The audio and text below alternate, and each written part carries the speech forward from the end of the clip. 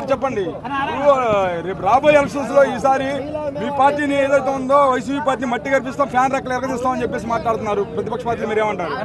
ఆ సైకిలే బుల్డోజర్ దొరికి వెళ్ళిపోతుంది. అక్కడ ఈ ఫ్యాన్ ఆపే దమ్ము ఎవరికి లేదు. చూశారుగా ఇంతమంది కార్యకర్తలు ఇంతమంది ఎలా వచ్చారు. జగన్ ఆపే దమ్ము ఎవరికి లేదు. 175 పక్క. మరి సైకిల్కి ఎవరు ఎదురు వచ్చినా కానీ తొక్కుకుంటా పోతాం, గ్లాస్కి ఎవరు అడ్డం వచ్చినా కానీ కుమ్ముకుంటా పోతా అన్నారు చంద్రబాబు నాయుడు. అన్నీ ఎన్నో అంటుంటారు మా జగన్ అంతే. ఇప్పుడు ఒకటి మీద ఇప్పుడు ఫ్యాన్ రెక్కలు ఇరిగేద్దామన్నారు, ఓకే. తొక్కుంటూ పోతామన్నారు, ఓకే. మరి తొక్కుంటూ పోయారు, మరి ఒకటి మీదకి ముగ్గురు కలవకూడదు కదా. మరి దమ్ముంటే ఒకరే ఉన్నారు, మరి సింగిల్ పోటీ చేయాలి.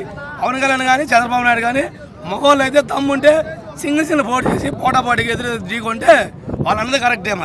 మరి ఫ్యాన్ దెబ్బకి వాళ్ళ ముగ్గురు ఒకటి ఎవరమైనా కానీ ఈ సునామీని తట్టుకోలేకపోతారు. జగన్ గారు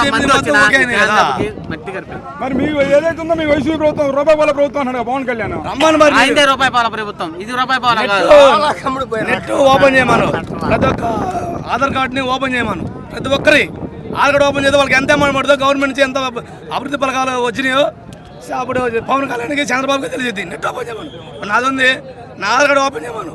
నాకు ఎంత పడితే గవర్నమెంట్ నుంచి అనేది తెలిసిపోయింది. వాళ్ళకి తెలుసు. మళ్ళీ చూసి కళ్ళున్న కబోదులు వాళ్ళు కావాలని ఎవరనేది ఏమీ లేదు. మాది ఆధార్ కార్డు, ఇతను ఆధార్ కార్డు ఓపెన్ చేయమను. నాకు ఎంత పడితే తెలిసిపోయింది. మరి ఇప్పుడు తెలుగుదేశం పార్టీకి ఓట్లు వేయకపోతే ఇప్పుడు ఇళ్లలో ఇప్పుడు మీ భర్తలకు అన్నం పెట్టద్దు, ఇళ్లలో రానియద్దు అని చెప్పి చంద్రబాబు నాయుడు అన్నాడు కదా. ఈ జనాలు నవ్వుకుంటున్నారు. చంద్రబాబు వయసు మీరిపోయి చంద్రబాబుకి ఏం మాట్లాడో తెలియక దగ్గర మాట్లాడుతున్నారు. వాస్తవంగా వయసు మీరిపోయింది. ఆయన దాదాపు జనాలు చూసి చంద్రబాబుకి మైండ్ పాడైపోయింది. ఏం అర్థం కావట్లేదు, ఏం చేయాలో ఏం అర్థం కాక అతను మైండ్ పనిచేయట్లా. జగన్ ఏమన్నాడు, మంచి జరిగితేనే ఓటేయమన్నాడు. ఒక్కటాలన్న ప్రతి ఒక్క కార్యక్రమం మంచి. నేను మంచి చేసినంటే మీ ఇంట్లో నేను మంచి చేసినట్టే నాకు ఓటేయండి, లేకపోతే లేదండు.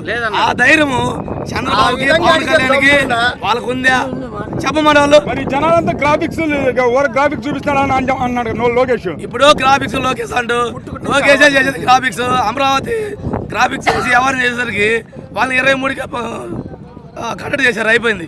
వాళ్ళు చేసుకునే వాళ్ళకే నష్టం. ఎందుకంటే ఇప్పుడు వాళ్ళు చెప్పే అబద్ధాలు గ్రాఫిక్స్, దానివల్ల వాళ్ళ పార్టీ నష్టపోయింది. జగన్కి ఏమి కాదు. జగన్ మళ్ళీ 175 ఖచ్చితంగా వస్తారు, కింగ్ లాగా వస్తారు, ఇబ్బంది లేదు.